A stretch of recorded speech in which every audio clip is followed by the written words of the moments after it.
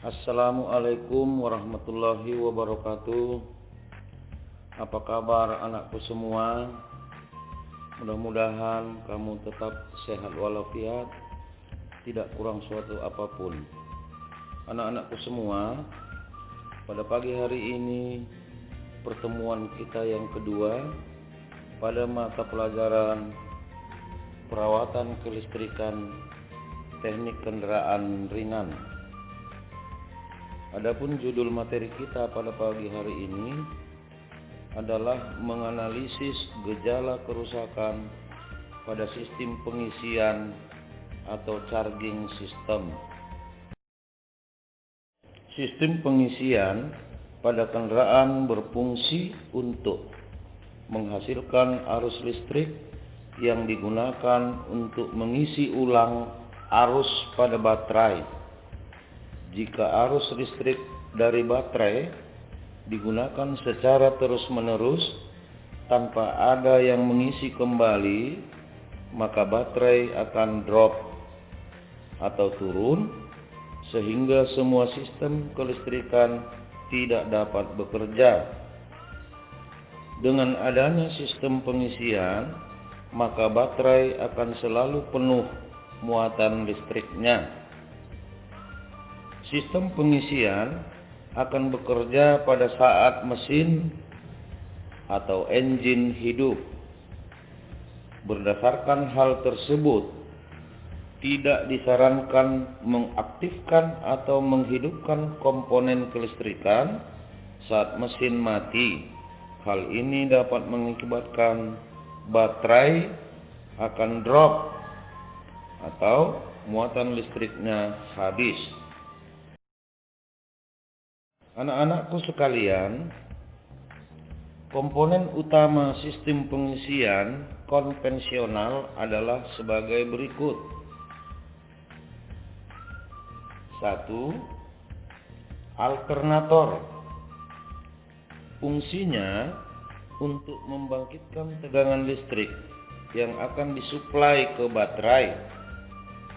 Alternator dipasang pada bodi mesin dan dihubungkan ke putaran mesin melalui bel atau tali kipas dan puli, yaitu dudukan tali kipas, baik di alternator maupun pada poros engkol mesin.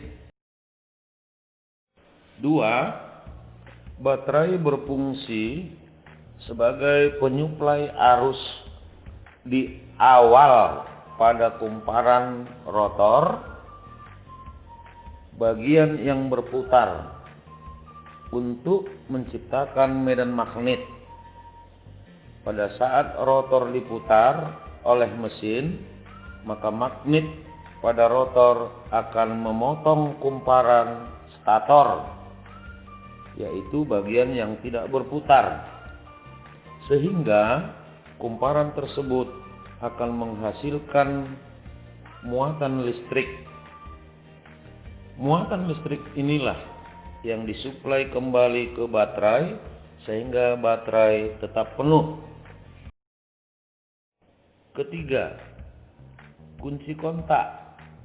Fungsinya untuk menghubungkan dan memutuskan arus listrik dari baterai ke kumparan rotor. Keempat, regulator. Fungsinya untuk mengatur besarnya tegangan listrik yang dihasilkan oleh alternator sesuai kebutuhan baterai. Perlu diketahui bahwa putaran rotor pada alternator akan mengikuti putaran mesin. Semakin tinggi putaran mesin, semakin besar tegangan listrik yang dihasilkan. Jika hal ini tidak dibatasi, maka baterai akan rusak.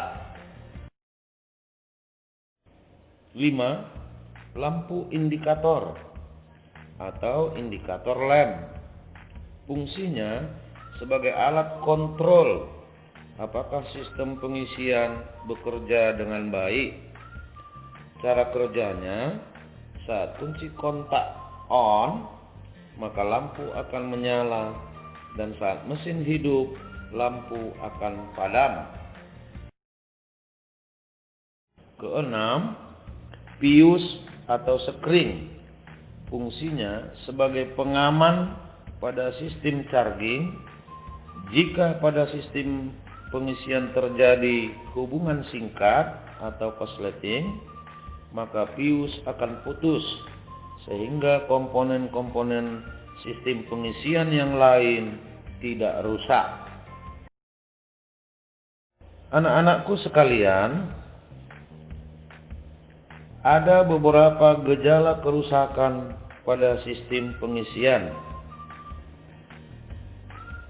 yaitu